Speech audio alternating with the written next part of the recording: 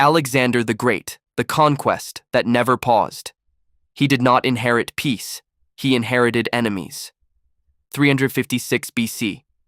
Alexander was born in Pella, Macedon. His father, Philip II, forged the strongest army in Greece. His mother, Olympias, raised him to believe he was destined for greatness. Under Aristotle, Alexander was taught philosophy, strategy, and the belief that knowledge was a weapon. As a child, he tamed Bucephalus, the horse no one else could ride. Alexander saw what others missed. The horse feared its own shadow.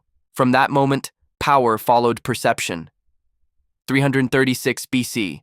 Philip II of Macedon was assassinated. Greece prepared to break free. Persia waited for the young king to collapse.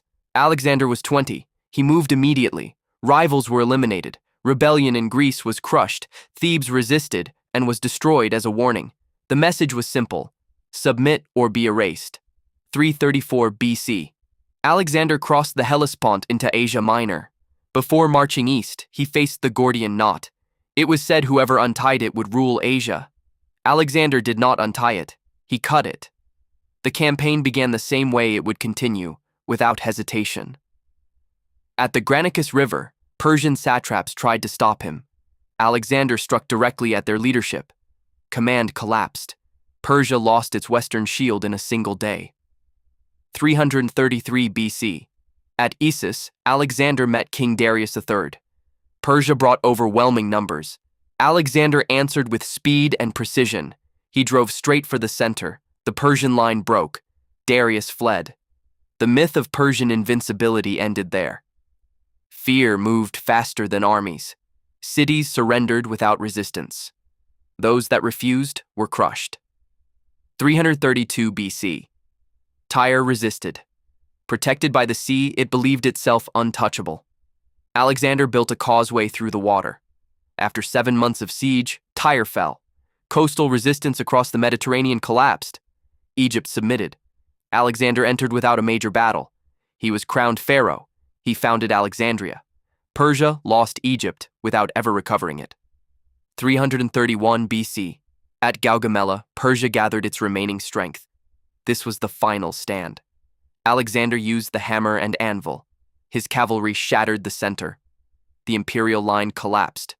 By nightfall, the Persian Empire ceased to exist. Babylon fell. Susa fell. Persepolis fell. The Achaemenid dynasty ended. Alexander ruled the largest empire the world had ever seen, but conquest did not stop. It pushed him east. 327 BC. In Central Asia, resistance turned into constant rebellion. Ambushes targeted supply lines. Alexander answered with relentless pursuit. Opposition was eliminated wherever it appeared. Alexander adopted Persian customs. He demanded submission from his own generals. Suspicion spread. Executions followed. Power began to isolate him. 327 BC. Alexander crossed into India. No Greek king had ever gone this far. 326 BC. At the Hydaspes River, he faced King Porus. War elephants shattered formations. The battle was brutal. Alexander won. It was his hardest victory. Then, the army refused to go further. At the Hyphasis River, the advance ended. For the first time, Alexander was forced to turn back. 325 BC. The retreat through the Gedrosian desert was catastrophic. Heat and hunger destroyed thousands.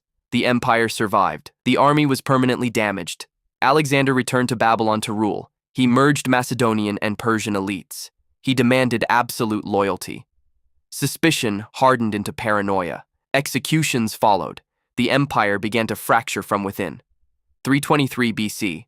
Alexander fell ill in Babylon. No enemy defeated him. Some spoke of fever, others of poison. At 32, he died. When asked who should rule, he said, "To the strongest." His death ended unity. His generals turned on each other immediately. The wars of the Diadochi began. The empire shattered into rival kingdoms.